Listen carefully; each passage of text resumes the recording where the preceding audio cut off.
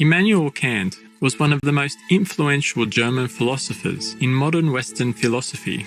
His most famous work was in the area of ethics and metaphysics. Kant was born in 1724 into a household that emphasized religious devotion and a literal interpretation of the Bible.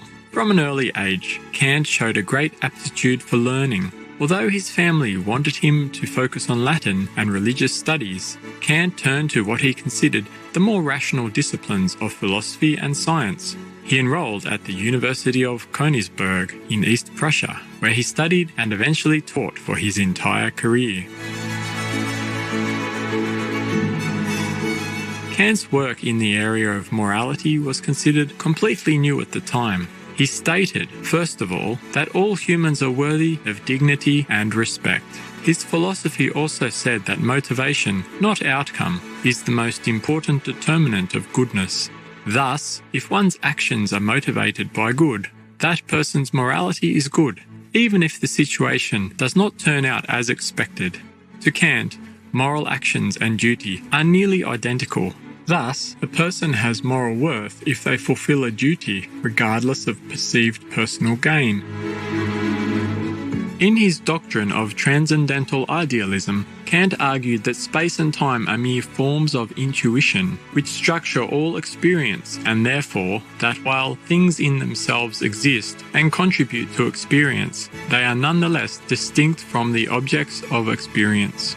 From this, it follows that the objects of experience are mere appearances, and that the nature of things as they are in themselves is consequently unknowable to us. We are now going to present a selection from one of the greatest works in the history of philosophy, Critique of Pure Reason. Transcendental Doctrine of Elements. First part, Transcendental Aesthetic. Section 1 of Space. Conclusions from the foregoing conceptions. Space does not represent any property of objects as things in themselves, nor does it represent them in their relations to each other. In other words, space does not represent to us any determination of objects such as attaches to the objects themselves, and would remain even though all subjective conditions of the intuition were abstracted. For neither absolute nor relative determinations of objects can be intuited prior to the existence of the things to which they belong, and therefore not a priori, in principle.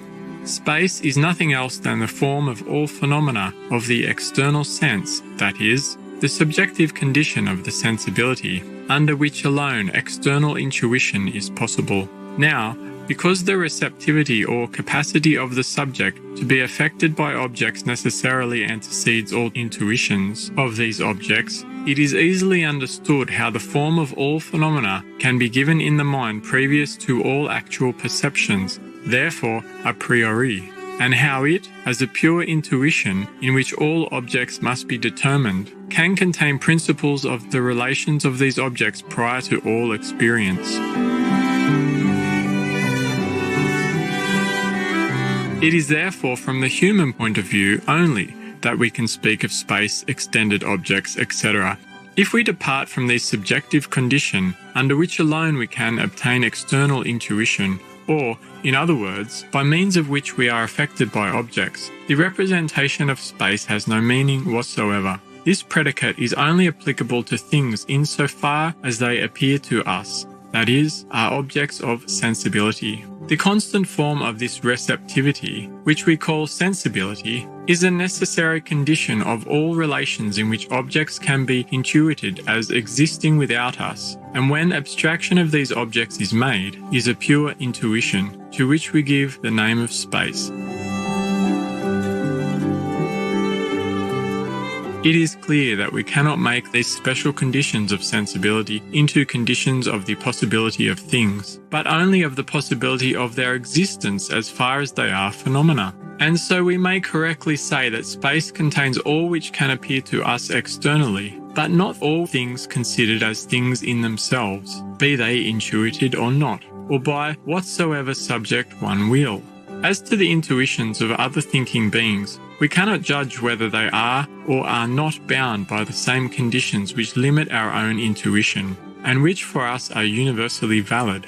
If we join the limitation of a judgment to the conception of the subject, then the judgment will possess unconditioned validity. For example, the proposition, all objects are beside each other in space, is valid only under the limitation that these things are taken as objects of our sensuous intuition. But if I join the condition to the conception and say all things as external phenomena are beside each other in space, then the rule is valid universally and without any limitation.